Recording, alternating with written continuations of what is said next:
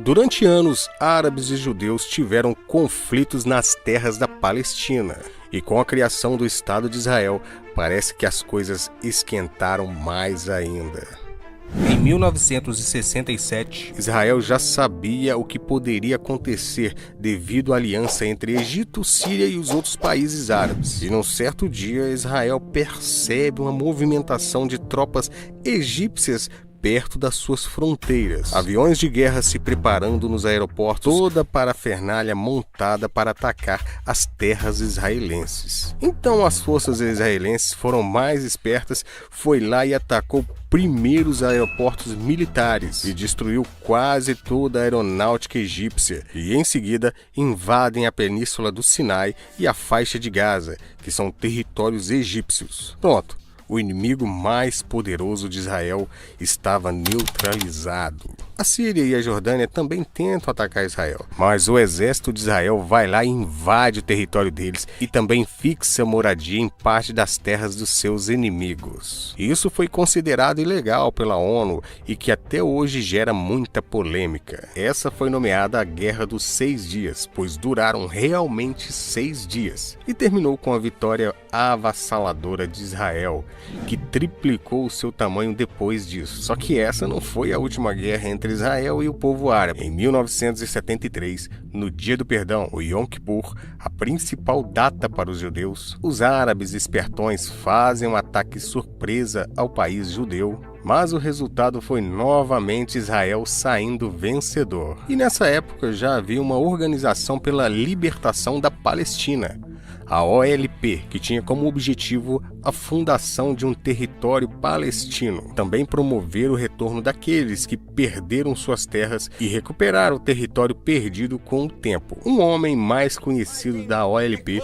foi o Yasser Arafat, aquele de bandana xadrez na cabeça, também fundador do grupo Fatah. E depois de muita peleja, em 1979, Israel e Egito assinaram um acordo de paz, o que desagradou muito o mundo árabe. Mas o cara não quis nem saber e continuou com as negociações, assinando esse acordo de paz que gerou um prêmio Nobel da Paz, o qual dividiu com o primeiro-ministro israelense.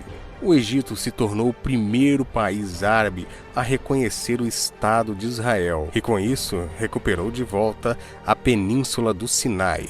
Foi nessa época que surgiram dois grupos que se manifestaram contra o Estado de Israel, o Hezbollah e o Hamas. O primeiro, fundado no contexto da Guerra Civil Libanesa. O segundo surgiu em 1987 no contexto da Primeira Intifada, ou rebelião organizada por palestinos que visam combater Israel. A Primeira Intifada ficou conhecida como Guerra das Pedras, porque os palestinos estavam literalmente lutando na base da pedrada, e acabou somente em 1993. 6 anos depois, já no ano 2000, começou a Segunda Intifada, depois que o político israelense Ariel Sharon visitou a esplanada das Mesquitas, também conhecida como Monte do Templo. Esse é um lugar sagrado para os judeus e muçulmanos, só que a visita dele foi vista como uma afronta na época, e essa intifada só terminou em 2005. Uma terceira intifada foi iniciada pelo grupo Ramadã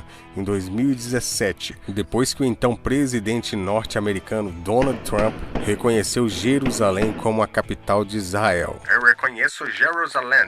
A cidade de Jerusalém também tem um papel importante na disputa, porque é a cidade sagrada, tanto para os judeus, que acreditam que ali é a cidade onde viveu o rei Davi e onde foi construído o Templo de Salomão, onde estava a Arca da Aliança, aquela que guarda as pedras que estão escritos os 10 mandamentos. Mas tudo foi destruído, só sobrando apenas um muro, que ainda está de pé, e é o famoso Muro das Lamentações. Jerusalém também é importante para os muçulmanos, pois depois de passar por Meca e Medina, o profeta Maomé foi para Jerusalém e lá ele ascendeu ao céu.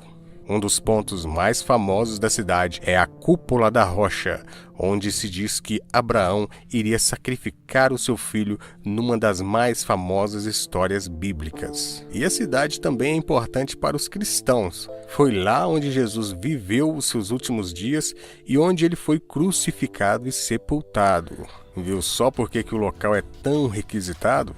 Mas voltando aqui, como não existia o Estado da Palestina e sim a região palestina, a Cisjordânia e a faixa de Gaza, que são a parte árabe, ambas não pertencem a ninguém, não fazem parte de nenhum país, apenas denominadas regiões da Palestina. Outro fato é que a faixa de Gaza é um território palestino desde 2007 e quem controla esse lugar é o Hamas. Lembram dele? Um dos grupos extremistas mais violentos que existem, e ataques feitos pelo Hamas já mataram centenas de pessoas. O Hamas e o Fatah, aquele grupo criado por Yasser Arafat, apesar de terem interesses parecidos, são rivais. Enquanto o grupo Fatah se propõe a conversar com Israel e buscar um Estado laico e a paz entre os povos, o Hamas quer a destruição de Israel. O Hamas não concordou com o Tratado de Paz, com o Prêmio Nobel, com a OLP.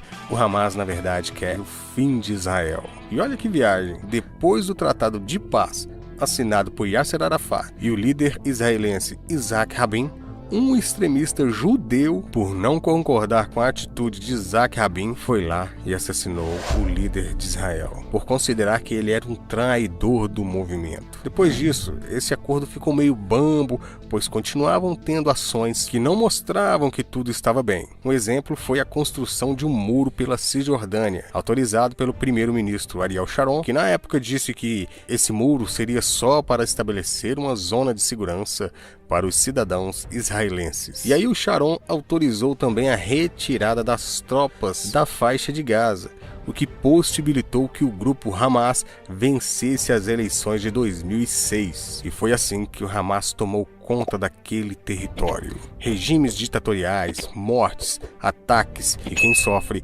é o povo.